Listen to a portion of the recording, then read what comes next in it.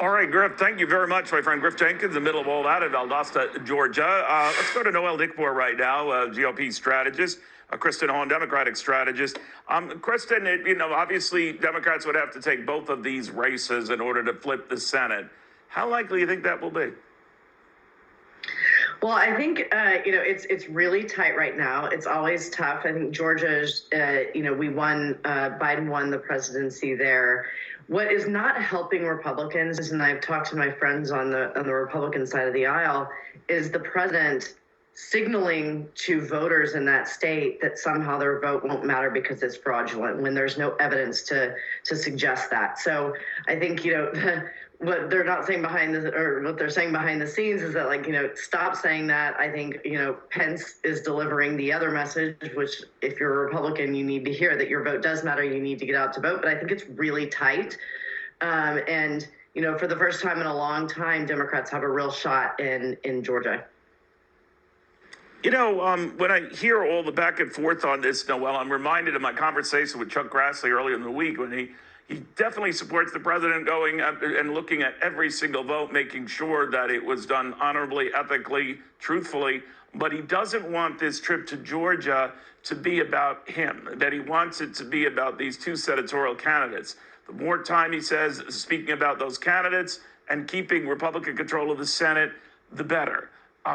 He seemed to have concerns whether the president would do that. Do you? I've heard a lot from my donors, and I think that concern is very valid because I think what we fear that's going to happen is that when President Trump goes down there, so much of the focus is going to be on that, President Trump, an unfair election, and talking about, an election nationally rather than zeroing down on Georgia. But with that said, there's kind of a flip side. Because we need his voters. We need his base to turn out. And if a lot of his base are thinking, why even vote? It's not going to matter anyway. It's fraudulent. And they sit home. That's going to definitely affect the outcome. So we need every vote. Everything counts, Neil. I'm doing some work for a super PAC, and I can tell you that they are really focusing and honing in on voter turnout, GOP voter turnout. Every vote is going to matter in this thing because if you'll look at those polls that you showed earlier, it's down to the wire. It's down to the absolute wire. Dead heat. Kristen, I've also looked at the amount of money being spent. These figures are all over the map, but the latest ones I have that shows the Republicans are swamping Democrats with 400% more cash going into this Georgia Senate race, even though thus far, while they have a bit of a lopsided, advertising commitment, about $161 million versus $118 million for Democrats, these polls, to our point here, are very, very tight.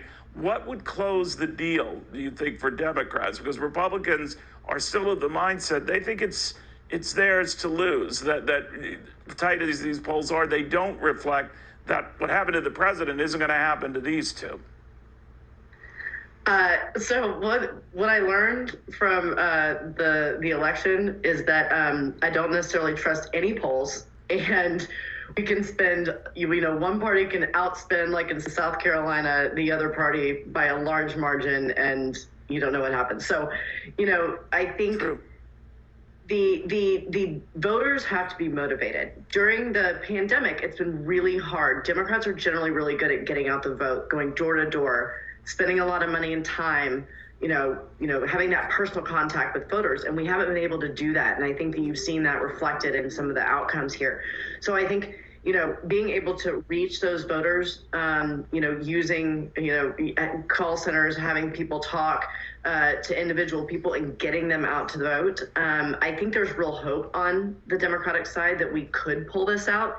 And that goes a long way. I mean, I'm a Democrat from the state of Texas, and a lot of times you just feel like I'm a Democrat. Why would I go out and vote? We have no chance. It changes when there's something like this. So I think capitalizing on that sentiment, if we're able to do that, then we can do this. Noel, very quickly, Joe Biden in his CNN interview had talked about, while it means little to him whether the president concedes or not, he thinks it matters for the American people that he show up at the inauguration. And that it would show a continuity, a sort of a transition, peaceful transition for which this country is well known. Do you agree with that? Is that important whether President Trump attends Joe Biden's inauguration or not? I do agree. You know, it's formality. It's what we do in this country. It's how we transform, transition into the next, person that's taking over. But I actually do not think that President Trump is going to show up. I think it's going to go down in the history books as someone that he's not going to admit that he doesn't believe what's happened in the election. And, you know, there's facts that support either side, but I do not think that President Trump is going to make this a smooth transition. I don't think he's even going to show up when the baton is passed. All right, we shall see. We don't know yet. Noelle Nickpour, Chris Sedon, thank you both very, very much, ladies. I do appreciate it.